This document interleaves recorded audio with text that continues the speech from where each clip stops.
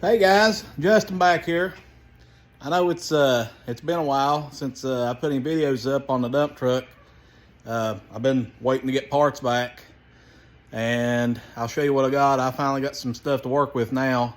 It's took better part of 2 months to get some of this stuff shipped out and rebuilt and shipped back in, but I'll show you what I got here. Now in this box here, this is the main thing. And I'll show you better once I get it all out, because we're going to try to put it on this evening. But that is my rebuilt brake booster for the dump truck. I shipped that one off down to Georgia to Harmon Classic Brakes, and they rebuilt the whole thing, bored the hydraulic part out, put a stainless steel sleeve in it. I'll put a link in the description if anybody else is interested in going that route. And they do more than just big trucks. They do any kind of vehicles with brake boosters, hydrovac, whatever. They anything from, like, I'm gonna say 1930s and up. Yeah, I'll put a link in, and you can go to their website and check it out. The other thing I just got in today when I got home from work is this stuff. Now, some of this, some people might say, well, you could have done this. Well, maybe I could have, maybe I couldn't. But what I ran into was, see these couple of hoses here? Well, one of these hoses goes from the top of that brake booster, goes through the frame rail to that T right there. You see I already stuck the T on the end of it. And so then on the inside of the frame rail, one end goes to the front brakes, one end goes to the back brakes. Well, when I was taking all this stuff apart, actually what it was, I got down to these two hoses was there, and I had the brake booster back, and I wanted to go ahead and change these hoses. Well, I got them off there and could not find these hoses, either one, anywhere. Through Napa, AutoZone, Advanced Auto Parts, Rock Auto. I looked them all up. I even just started searching for, such and such brake hose, Couldn't find anything like this.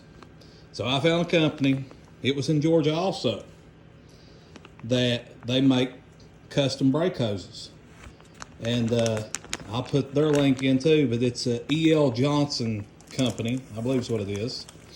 And I just sent them my old hoses and everything, and they made brand new ones. The other interesting thing they done is on that T right there. That is actually the T I had on the truck that I broke.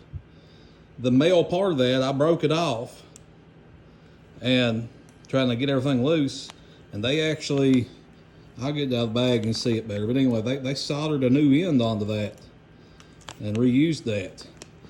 And then the other thing is this piece here. I'm interested to see how this works out. But this is the vacuum line that goes from the booster. It sits in there kind of like this, but it goes from the booster up to the firewall, and then hooks onto a rubber hose and continues over to the intake manifold. Mine had a big hole in it, rusted out real thin, and then when I went to take this off the booster, ended up twisting the lining too where it's so rusted up. I was like, hey, can y'all make this too? They said, sure. So I sent it to them. They made a new one. But now the thing is, it was broken in two. So I think that this 90-degree bend they got here, I think it might need to be bent just a little bit more, or maybe bent a little bit closer out to the end. But we'll see. Even if it does, it shouldn't be a whole lot, and I should be able to, I can heat that and bend that a little bit if I need to. But overall, they've done a pretty good job with it. So we'll get this booster and get started trying to get some of this back together. Okay, I believe we've got the brakes lined out on this thing this time around. Had that brake booster rebuilt. Had to make up a couple new lines. Let's see if I can show this thing. I didn't bring my light out here. I don't know how well you'll be able to see. Right there she is. We sent that baby down to Georgia. Had it rebuilt. And then had a couple lines over it hook up to it and go through the frame. One of the lines goes through the frame. We ended up not being able to source any of that through Napa. So I had to send them down to another company in Georgia that specializes in that type of stuff, and they made us some brand new replacement hoses. So they seem to be working pretty decent right now. The brakes will actually, you can actually lock the brakes up on it now. Beforehand, you know, that brake booster wasn't working, and you just had your hydraulic function, no vacuum on it, and you know this wasn't working right. Now you get out here, go down the road, hit them, it'll lock them up and throw you through the windshield now. So I guess that's a good thing. But I'll show you something else I got on here yesterday. Now I know some people are going to criticize this, but you know, do what you can do. Anyway, we got an air cleaner now. I know that big chrome air cleaner sticks out like a sore thumb, but hey, it's better than not having anything. Yeah, when I got this truck, for people that don't know, it didn't have an air cleaner on it.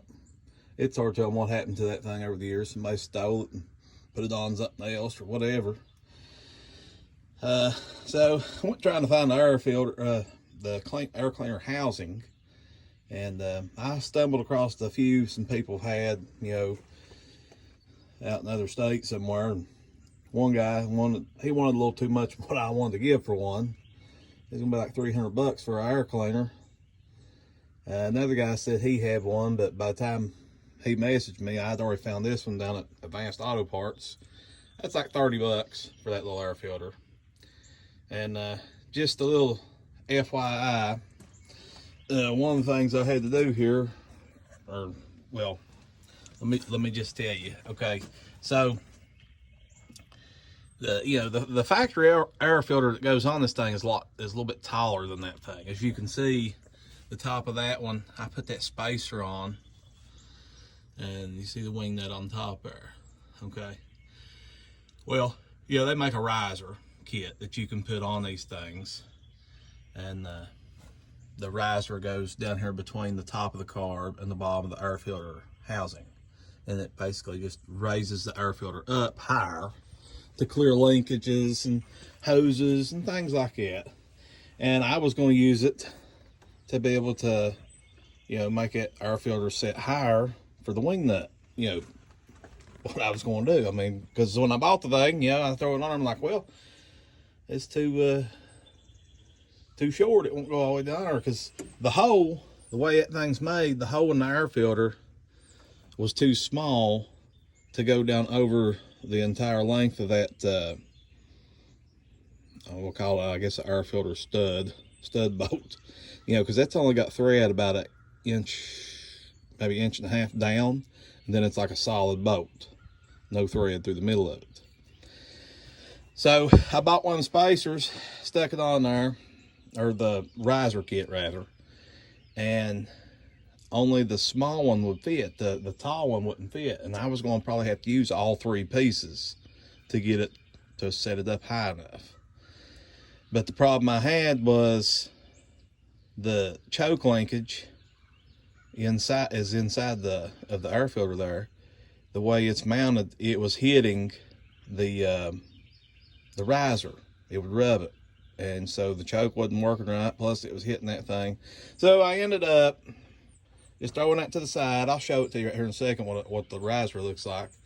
And I just drilled that hole out just a little bit in the top of that the air filter housing there, let that rod come all the way through, and I had one of them spacers, stuck it on there in the wing nut, and good to go. So maybe I overthought it a little too much trying to get the risers and put on it, but here's what the riser looks like. I think I threw it back in here, right here. Now, this might work good in some other cases, but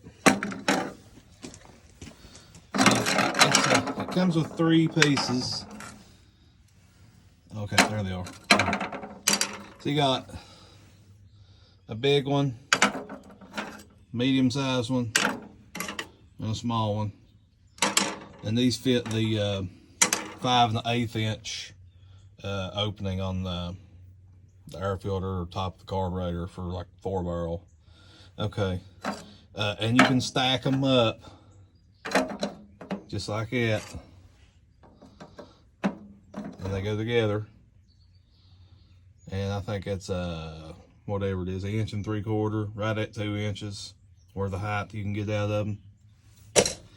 But it wouldn't work for me, because I mean, it would have, but the only reason it wouldn't was because of the way the choke linkage is on that carburetor. So anyway, there's what we got. Like I said, and if for anybody wanting to know, I was just looking, I see it's not quite. There we go. All right, that is a 9 inch diameter, circumference, whatever diameter of the outside of that housing filter is 9 inches. I went down to, I first picked up a Holly. Man, it's pretty, you know, it's nice, and it was a 14 inch. Well, it won't even start to fit on there. It's into the firewall, it's in the hoses up front, it don't even start to fit.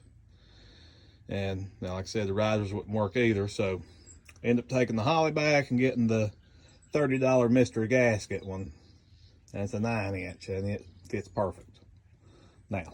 So, but maybe later on we come across a good deal on a factory one. I might put a factory one back on it, I don't know. But from my experience in air intakes and stuff like that, usually the factory one is more constrictive than any other one you'll ever put on a vehicle. So we might just keep that right there. Other thing is, I'm gonna check this thing, see how good it starts. I'm sure it's gonna run with that air filter on. I mean, it should, but I've not started it since I put it on there. I just put it on there last night. And then the other thing I'm debating on tackling today is the fuel gauge on this thing. Now, you know, I've had this gas tank on and off this truck probably, I don't know, 4 times maybe. Different, you know, cleaned it, and then finally I took it off that last time and cleaned the whole inside, stripped it, sealed it, done the whole 9 yards with it. Well, the other times when I took it off there and put it back on, I got the fuel gauge start working. It'd show you how much gas it had in it. But after that last time, it don't work now. So I don't know if something's not hooked up right, if it's not making a good enough connection, or maybe it just quit working altogether. So, like I said, I'm debating on dropping the gas tank and checking that. Again, it's just aggravating to drop the gas tank. I mean, it's not real hard. It's probably the easiest vehicle I've ever took a gas tank on and off of, but believe it or not, one being you don't even have to jack it up, and it's only got 2 bolts holding it on. So, but we'll fire this thing up and see how it's going to run with this new air filter. Let's see, choke. Oh, it's a cold start, by the way. Everybody does all these cold starts, so I guess we'll call this a cold start, even though it's about, I think it's about 55, 56 degrees out.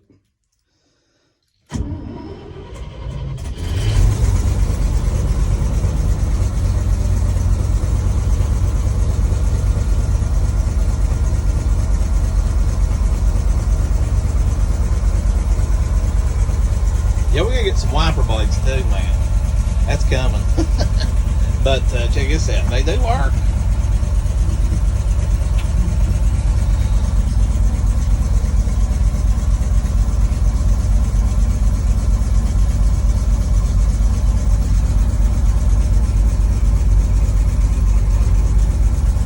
Oil pressure coming up good.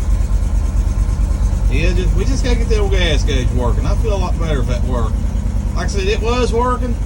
Last couple times I took it off, and that last time I put it on, it never worked after that. So I don't know if it finally bit the dust or what. So we're gonna check into it and see.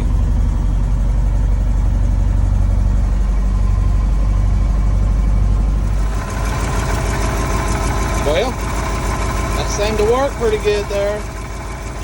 It's running. It's idling. That's some of you, yeah, I gotta come back and fix some of this stuff. This is some of the vacuum lines for brake booster. I gotta fix it back on the wall. Something else I'll point out that I'm gonna do in a future video. Right here is oil filter housing. I'm gonna change this out. That's one that takes like an element goes in it. But I've got one in there to put on it where it takes a screw-on filter. So that'll come later on in another video. Not too worried about it right now. Not till we get ready to start driving her down the road.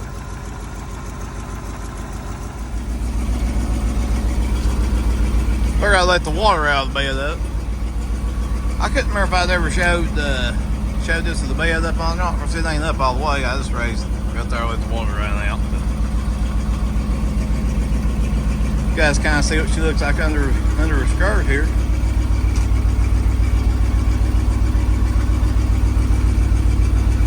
Yeah, I believe I'm gonna try to patch this bed up best I can for now. But I may be on the lookout for a new one later on down the road. When it dries up some, we'll get in here and start working on this frame of this thing, clean it up.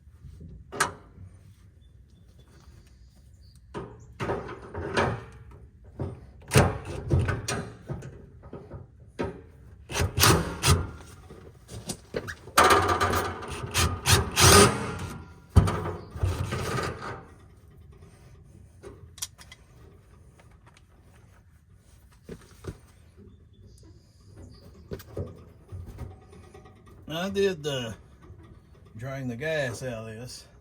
I'm sure there's still a little bit in it, but I don't know how much is left. I don't think it's a whole lot because it don't really sound like there's much in there. But I got 5 gallons out of it.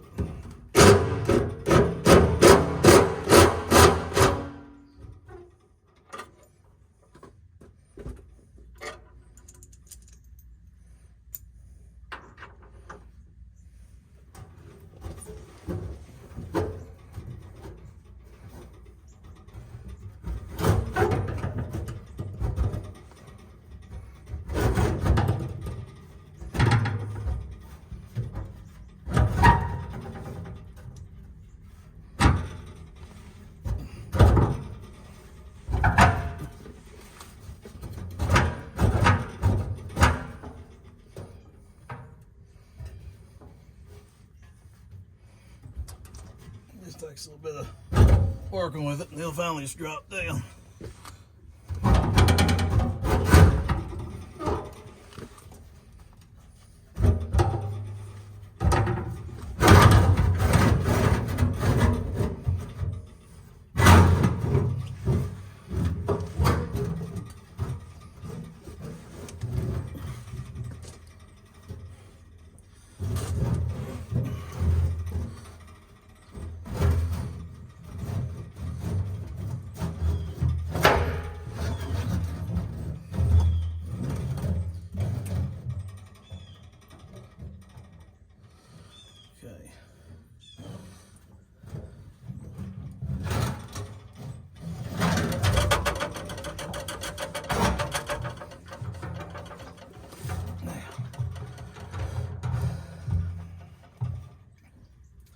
See, that's all you got. It's just that wire right there hooks up on the float. Now, you know, like I said, I don't know if it's a matter of, I don't know if it's just not working at all. Something's got it fouled up and it's not moving, or what. So, I'm gonna get this loose and slide this out and probably open this up and check the float. Because I did, I think I might have mentioned in one of the other videos on this, on cleaning the gas tank, that this float, when I got this truck, it didn't have the actual float on it. The arm was there, but it didn't have the float. And I bought a aftermarket float, and I ended up just robbing the plastic float off of it and putting it on here. And I mean, there's a chance it could have came off, or the arm could have broke, or something like that. So I'm gonna open it up to verify it's still on there, and we'll go from there and see what we got. Okay, I'll show you where I'm at with this now. I didn't record the first part of this just because I didn't realize I was going to get so in depth with it. Back to getting the gas gauge to work. Now I've already took this thing apart. I'm going to show you what I'm doing here. This part here goes, this goes inside the tank. And that bolt goes up through this part here, and that's where that wire hooks onto the top for the gauge. This mounts in here like this, okay? And you have the float here going up and down, and it has an arm on it that rides across this wire here. And basically,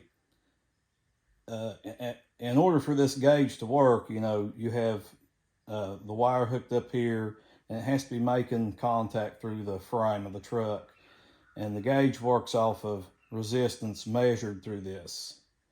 You know, the less resistance, the higher the gauge goes, and the more resistance, the lower the gauge goes, and that, hence the windings on the, you can see all the, they get closer, the lower it gets, and farther apart, the higher it gets. So anyway, I got my meter out and was reading it and couldn't make it, you know, wasn't getting any continuity from the top of the bolt to these windings.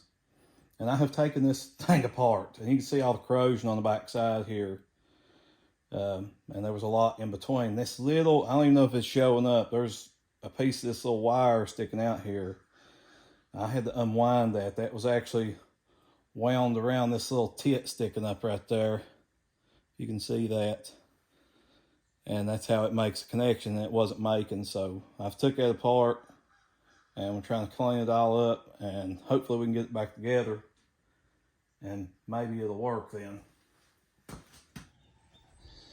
Okay, check this out, boys. Now, it seems to be working. Let me show you what we got. So we took it apart and cleaned it. I really wished I'd have thought to recorded all that in depth, but I guess I explained it pretty well. The most tedious part was unwiring that winding that goes around that thing. Okay, so I got it hooked up, and you can see the float is, the needle on there is, you know, half, quarter of the way up. And I just got this jumper wire stuck on there to the cab, just so that it's making a ground. Now, let's go turn the key on and see if it shows the gauge working.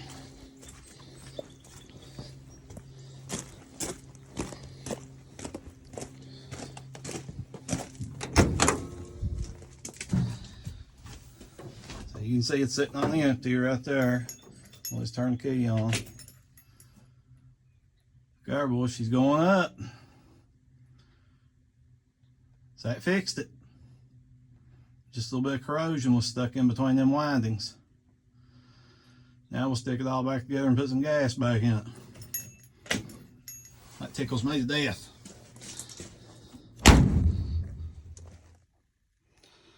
Alright, moment of truth. Gas tank's back on. Filled Put 5 gallon of gas in it. See if it works.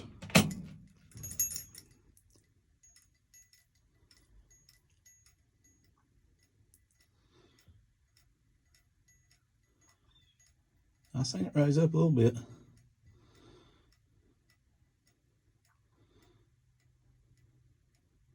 Okay. Yeah, I see it. It did come up. Go ahead and get this fuel system reprimed here.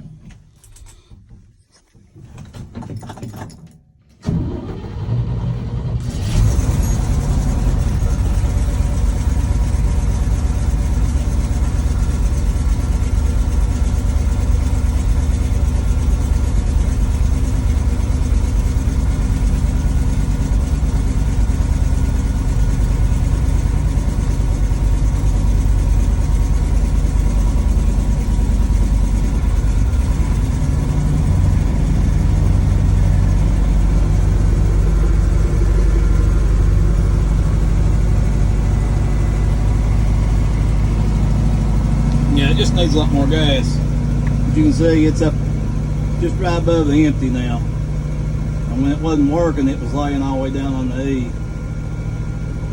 So it is working now. Thank God.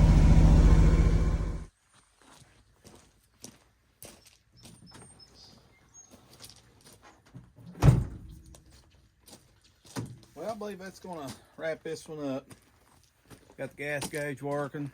Tickles me to death. Brakes working good now. So I got, next thing we got new tail lights ordered. I'm gonna do LED tail lights, and so that'll be a project in itself, rewiring that, because both of them's busted all to pieces. I did go through the other day and determine, you know, which wire goes to what. So that should be hopefully one of the next videos. Will just be on putting new tail lights on this thing. So anyway, give us a thumbs up, hit the like button, and if you don't care, really appreciate it if you would subscribe. You know, that helps our channel out a whole lot. So till next time, y'all have a good one. Thanks for watching.